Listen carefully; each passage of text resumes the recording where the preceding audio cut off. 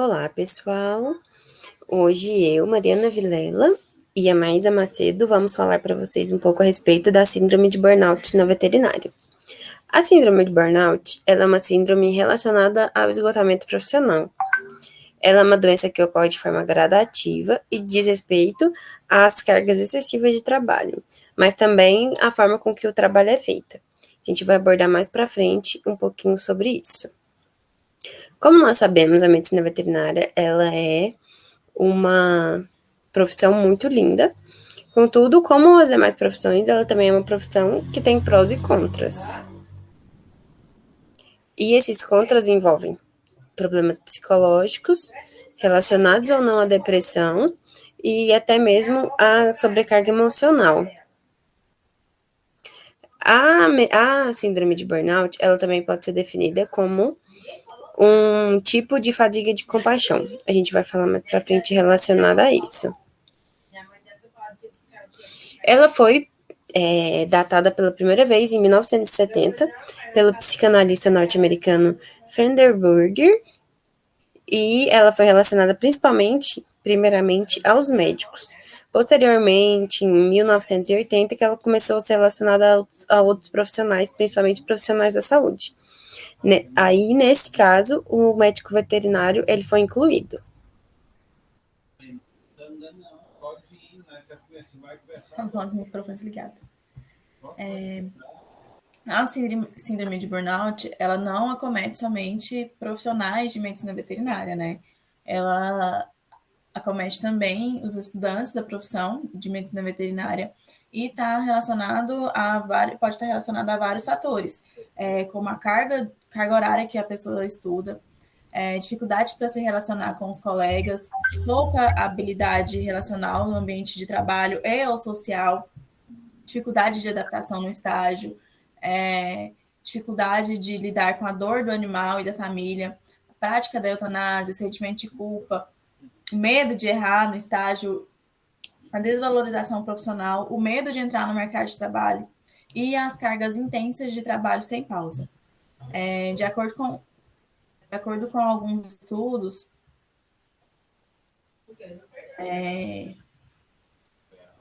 me perdi. De acordo com alguns estudos, os sintomas dessa síndrome podem ser agrupados em sintomas psicossomáticos, comportamentais, emocionais e defensivos. As pessoas acometidas pelos sintomas psicossomáticos podem apresentar queixa de fadiga crônica, dores frequentes na cabeça e no estômago, úlceras ou perturbações gastrointestinais, asma, perda de peso, hipertensão, dores musculares e nas mulheres a gente pode sofrer com a mudança do ciclo menstrual. Diante dos sintomas comportamentais, as pessoas podem apresentar comportamentos violentos, incapacidade de relaxar, dependência de substâncias, podendo chegar até mesmo a ter atitudes suicidas e muitos conflitos dentro da família e dentro do matrimônio. Entre os comportamentais, destacam-se também o distanciamento afetivo, a pessoa se irrita com muita facilidade, ela fica com muita falta de paciência, desconfiança em outras pessoas e em si mesmo, sentimentos paranoicos, dificuldade para se concentrar no que ela está fazendo, e ela perde muito a capacidade de memorização. E tem também aqueles que são os defensivos, que é a negação das emoções e a supressão consciente de informação. Ele acaba ficando com atenção seletiva e racional, como uma maneira de evitar que seja uma experiência negativa. Como a Mariana disse anteriormente, né, sobre a fadiga por compaixão, que é como se classifica de forma na veterinária, né? Ela é um distúrbio que algumas pessoas acreditam ser um estágio avançado do burnout. E ela se refere principalmente ao tipo do nosso trabalho, porque os veterinários diariamente lidam com as situações de sofrimento de animais e de tutores, sendo uma questão de consequência do envolvimento emocional e afetivo dos profissionais. Os sinais clínicos, então, dando uma resumida no que a Maísa falou, eles são relacionados ao sentimento de exaustão, dessas longas cargas de trabalho, principalmente no começo da carreira profissional, que os recém-formados, eles têm que fazer, a maioria deles, né, fazem plantões exaustivos de 24, 36 horas. Também é relacionada à tristeza, frustração, descontentamento, raiva e até mesmo a depressão. Inclusive, a medicina, o médico veterinário está entre as profissões que mais cometem suicídios. Esses sentimentos, eles também incluem impotência, mediante a gente pegar alguns casos clínicos que o animal já está em estado terminal, e também essa dificuldade da pressão e até mesmo de competição com os outros profissionais, ou como alunos, competições com os outros alunos.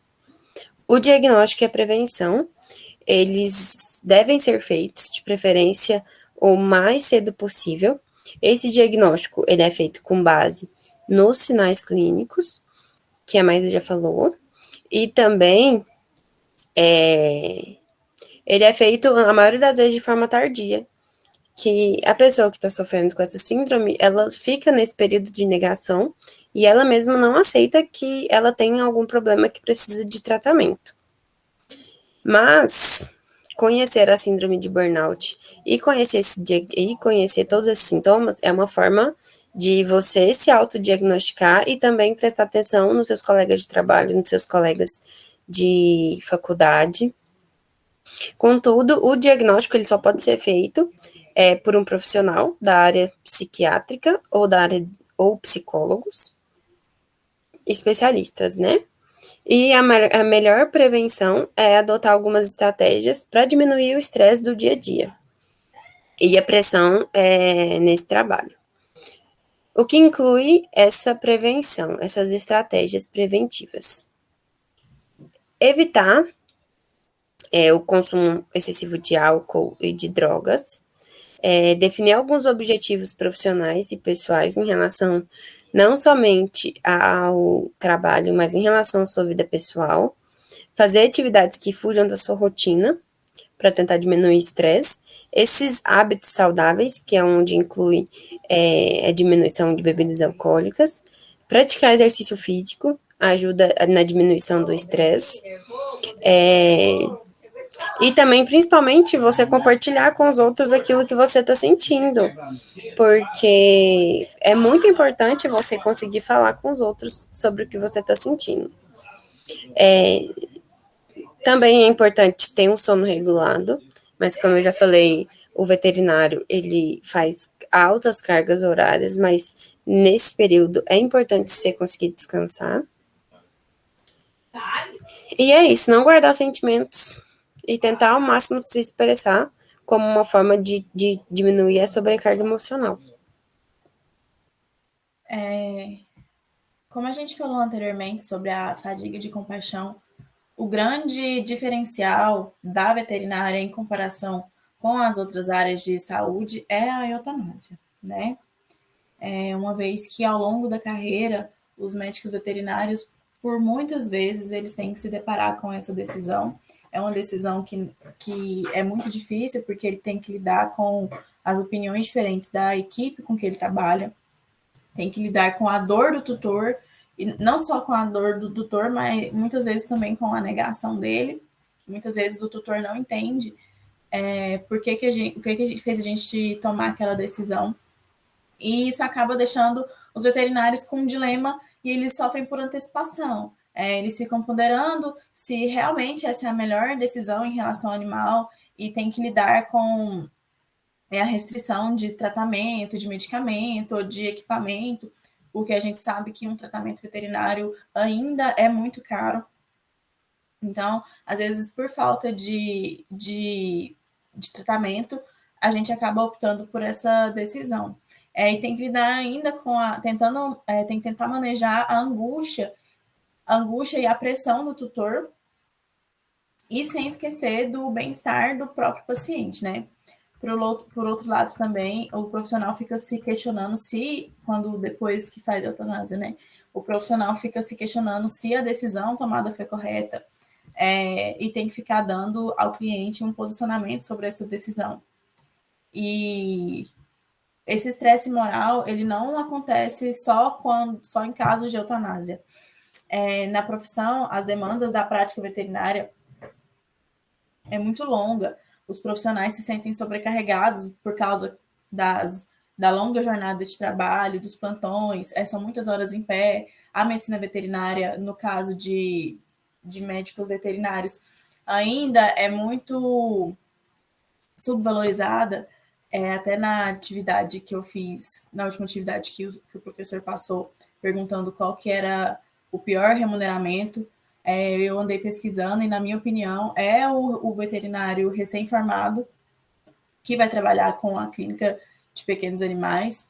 Então, as pessoas trabalham muito com pouco tempo de descanso, e sobre uma baixa remuneração, e ainda tem que lidar com pouca perspectiva de crescimento na carreira.